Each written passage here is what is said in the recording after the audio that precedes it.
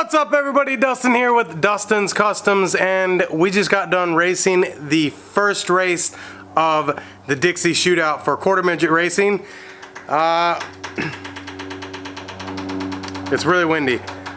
Let me shut these doors real quick and then I'll talk to you about the race. Okay, so this weekend at the Dixie we ran heavy Honda, which is a driver that's over 100 pounds and the car weighs over 340 pounds combined weight.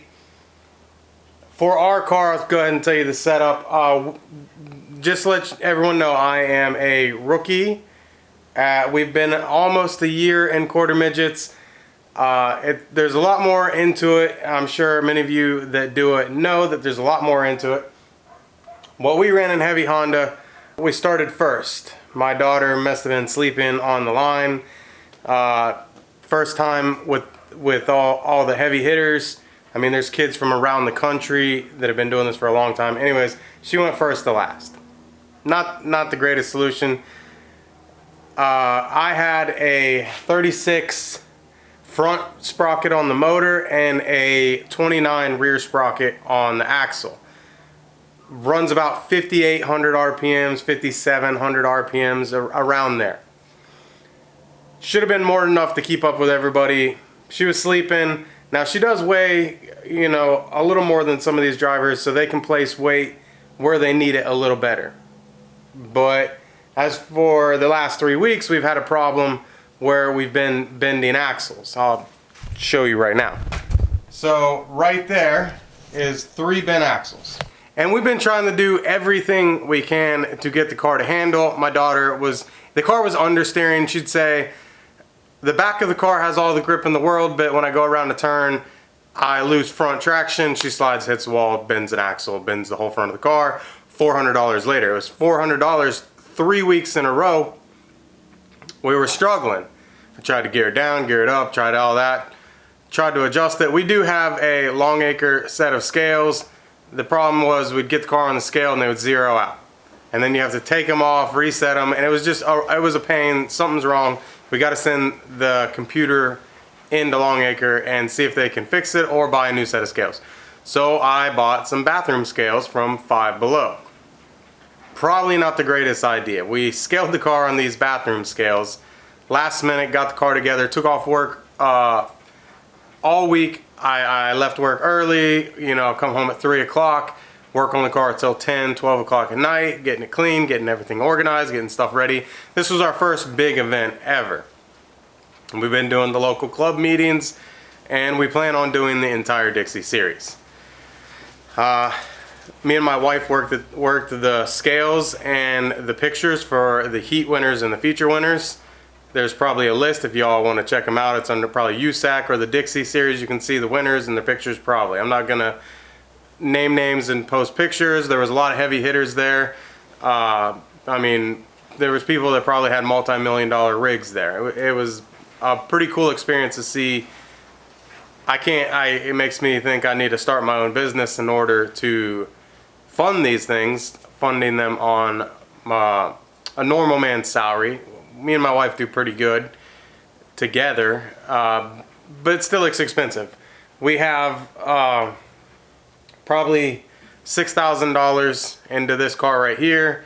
We probably have $4,000 in the car behind us roughly, and the other car behind that, which you can't see, we have another $2,000. That was a rookie car. It was a great car. We run Stanleys now. So far it's been working out really well. Like I said, we are beginners. So that was the heat race. She went from first to last, but she finished the race.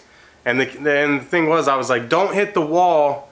I'm like, you might have to pedal it, you might have to hit the brakes, you might have to hit the gas. You're gonna be in a lot of traffic, and just finish the race, get the points, and that's all we care about. Because the past 3 races, we had a really bad understeer and the car would dart up towards the wall. From my understanding, you run the left rear tire as close to the radius rods as you can. You can play with the spacing on the right rear.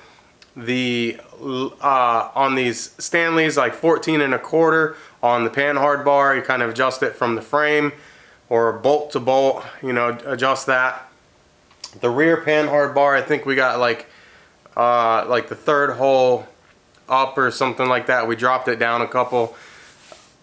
Dale from Ultimate Quarter Midget, he came and looked at the car as we were scaling it. There was a really nice parent there. I was like, yo, do you got some scales, man? I scaled the car on the bathroom scales, and I'm not quite sure if it's right. And we put it on there, and it was like 60% cross, and we wanted to be around 54% cross just from the parents we've been talking to. And anything like, if anyone's like me, when I get into something, I obsess about it until I can absolutely know everything there is about it, and I can explain it in 3 different ways.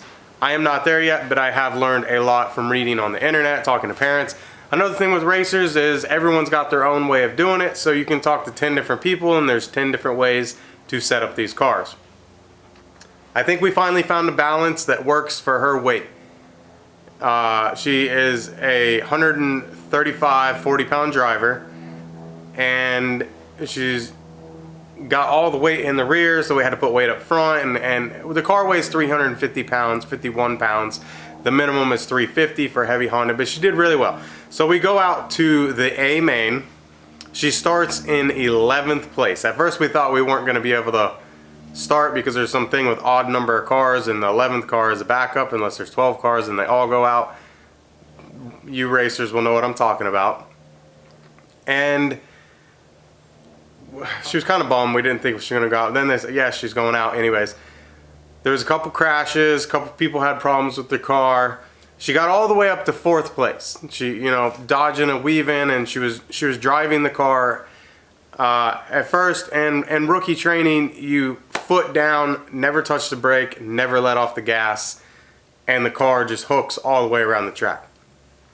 You take a restrictor plate out of the car and you get a little bit better of a motor.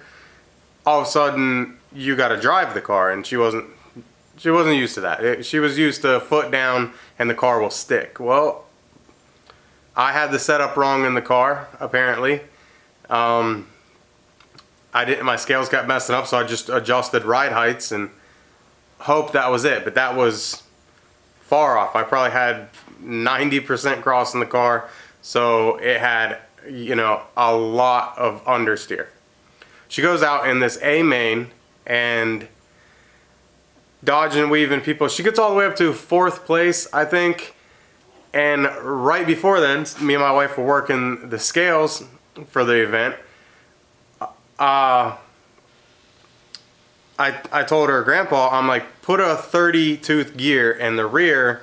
Let's get a little more RPM out of this motor. She said it felt like it was flying for the practice. No, 30 for the practice, 29 for the heat. She said the car felt slower. She ran a 6:68 lap time. Those kids run about 6:55s in there, for a heavy Honda.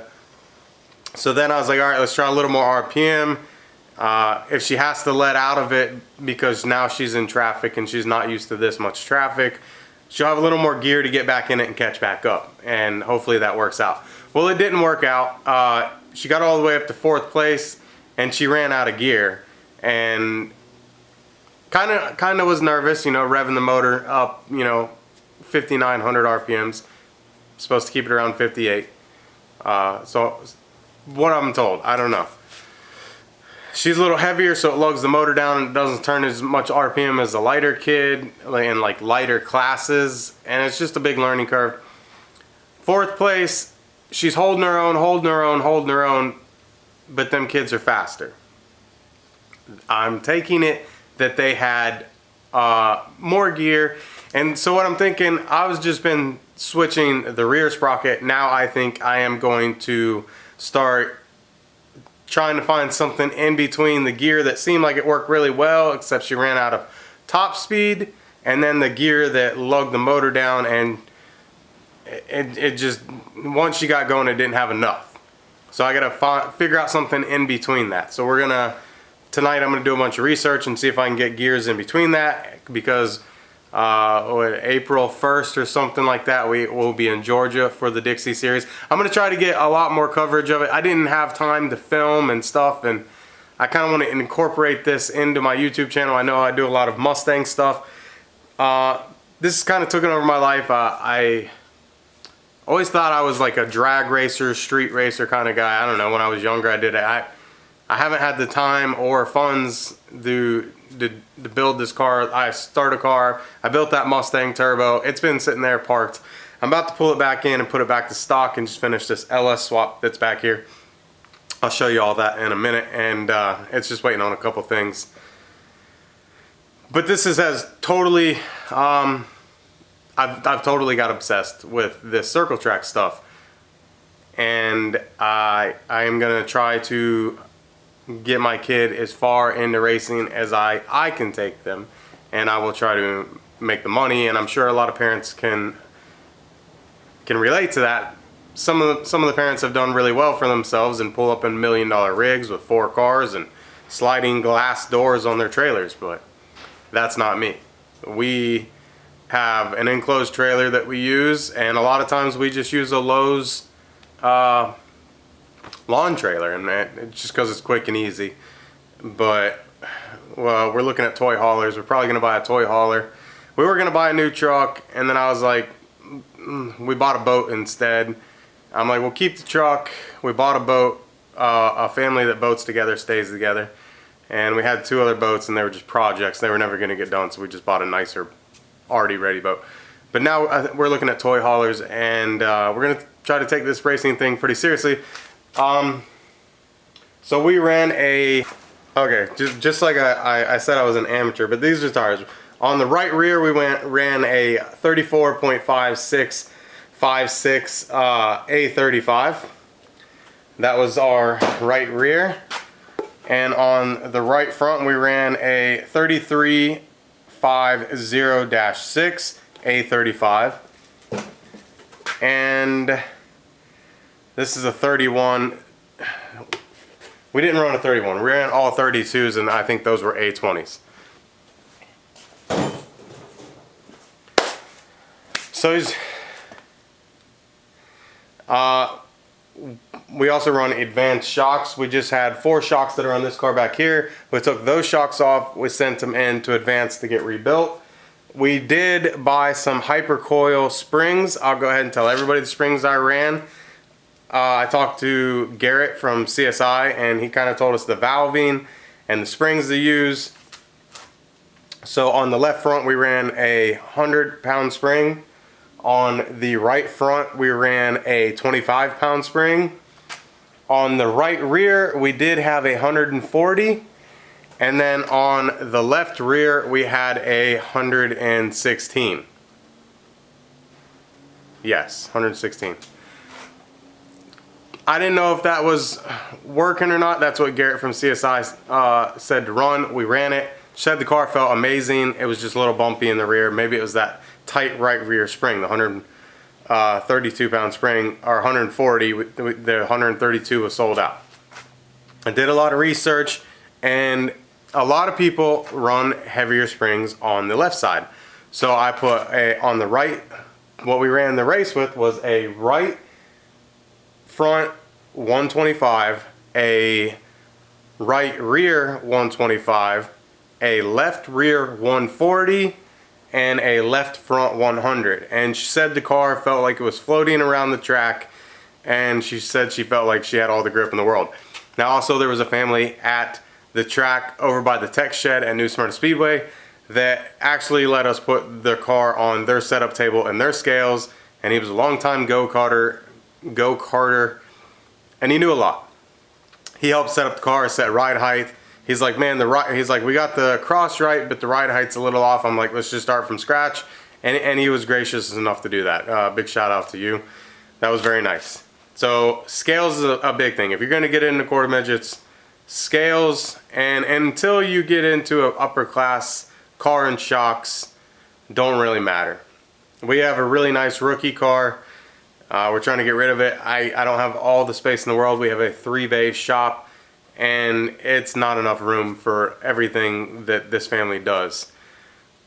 So you do need space. You could do it out of a normal 2-car garage. Would be possible, just don't ever plan on parking your cars in there. Every race I replace the valve springs, and every 2 races I replace the oil. We run a Baker engine.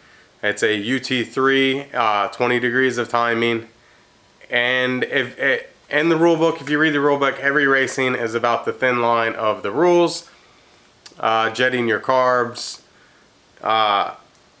zero decking your head and your block is allowed, and usually everything's within 100 thousandths of a tolerance. The tolerance tools that I own are all Stewart and nice thing like that, so everything's to 0.001, which is pretty much the tolerance of everything you can do. But I have not messed with the engine. That is not something I will do until we need to be a little more competitive. This year, all we are trying to do is complete the Dixie series in one piece and get the experience. Once we have the experience, then we'll come out and try to start swinging. As of right now, this is a learning curve for me and my daughter. My daughter is learning how to drive these cars. Some of these kids can drive the crap out of these cars. I mean, the formula unrestricted, formula unrestricted, whatever. Those things run on alcohol, I'm pretty sure. And they sound like a 450 4-stroke dirt bike going around the track. And I mean, those kids can really drive. And not a lot of people that actually were there for those. Probably because they're 3 times more expensive, and halfway through the race you've chewed up, you know, $300 worth of tires. And that's another thing to think about when you get into the racing is tires. Here, I'm just going to take the camera off and I'll show you around the shop. So here's the tires. I kind of go off these little things right there,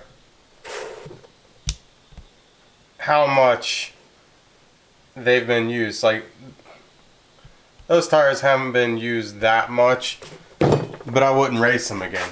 So those tires probably have about 50 laps, something like that. These tires probably have 50 laps. Those are really good practice tires, wouldn't race them again. These tires right here have 2 races on them. They're all brand new tires. This is what they look like after race. I haven't scraped them yet. I will probably run one more race on these. I don't know. It depends on the track conditions and how clean the track is and everything. So these tires right here are strictly practice tires. These were brand new tires. These are the tires she learned on, as you can see. This little indent right here is a little less, and that's kind of how I judge the tires. You can get special tools. If you look down there, right there's a bent rim. That's from crashing the car. Here's a bucket of scrap. And just to get an idea, here is our right front radius rod. You know, that's that. And like I already showed you all the axles. This whole front, spindle, shock's 280 bucks after tax, something like that. All these radius rods, the radius rods that are in here, the radius rods that are right there. It is very expensive, and you definitely want to get one of these, a Micron. Everybody that knows anything about quarter midgets already knows. I'm not telling you anything new.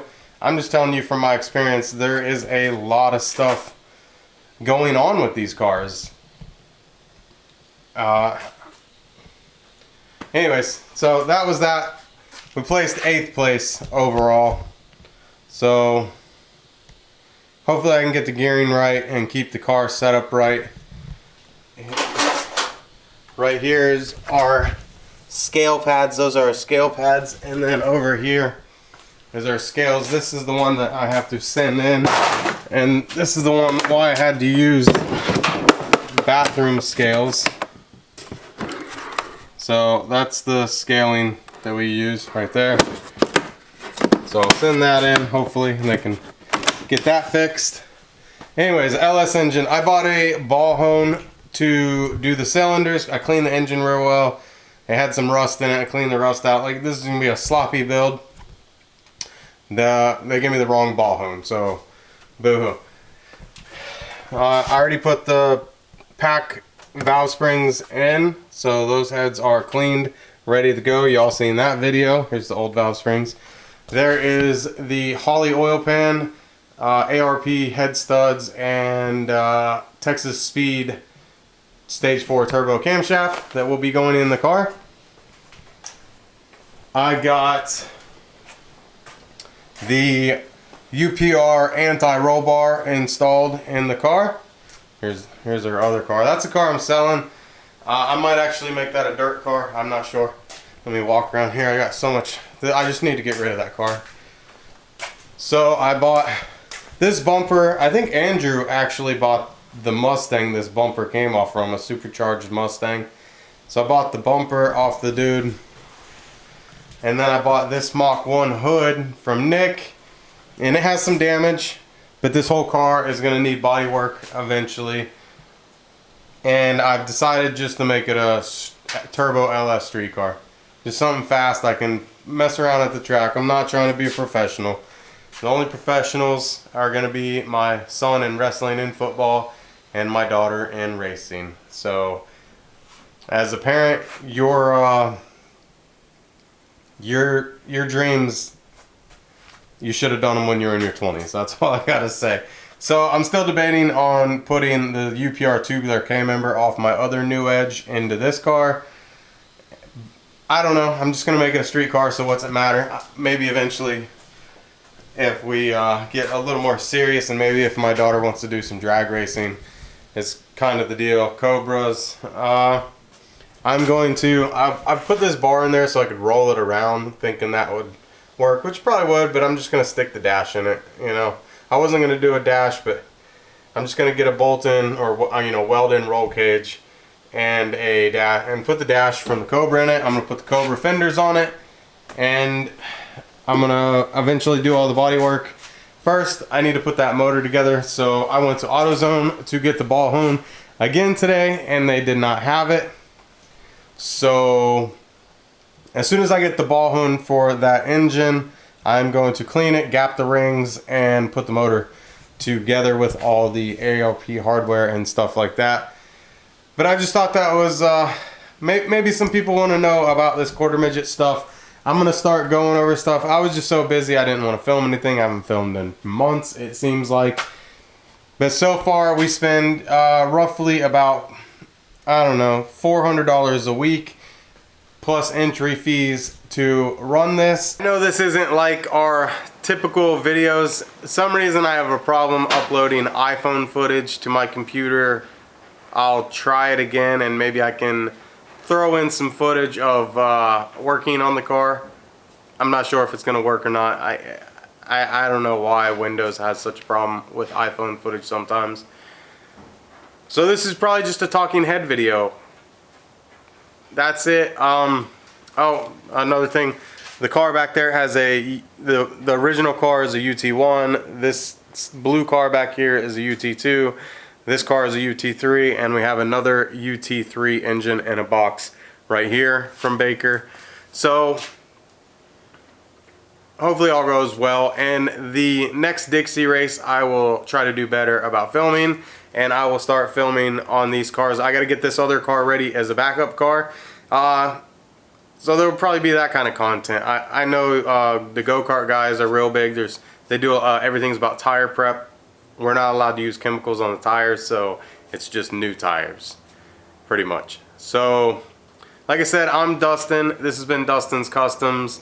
That's just a little talk about our Stanley chassis right here and our first experience at our first ever big event, the Dixie Shootout here in New Smyrna, Florida. We live right down the road, so it was pretty convenient. We live about, I don't know, 2 minutes from the track.